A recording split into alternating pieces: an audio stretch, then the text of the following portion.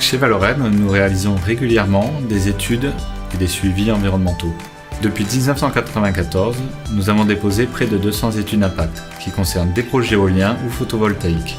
Elles sont rédigées ou supervisées par notre bureau d'études environnement interne. Nous avons mis en place dès 2008 un système de management environnemental sur 17 chantiers, dont 6 sont toujours en cours. Enfin, nous nous appuyons sur des bureaux d'études spécialisés pour la réalisation des mesures et des suivis environnementaux de 35 centrales d'énergie renouvelable en fonctionnement. La mise en place de la régulation au sein du parc éolien de Sort-Arfon s'est faite durant le chantier avec l'ADREAL en 2008-2009. Un protocole de suivi, comportement et mortalité de l'avifaune et des chiroptères a été défini ensemble.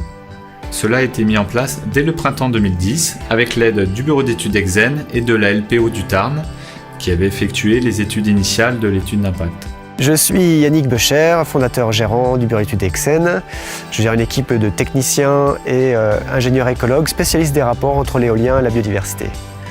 Pour mesurer l'impact écologique d'un des premiers parcs éoliens de la Montagne Noire, Valorem a engagé des moyens importants pour obtenir des résultats précis et objectifs. Donc un suivi de la mortalité des oiseaux et des chauves-souris a été réalisé pendant 3 ans sous toutes les éoliennes du parc, à raison de 2 passages par semaine, soit 64 visites annuelles. L'activité des oiseaux et des chauves-souris a également été étudiée en parallèle, avec notamment pour les chauves-souris des enregistrements ultrasonores en hauteur en continu pendant 3 ans.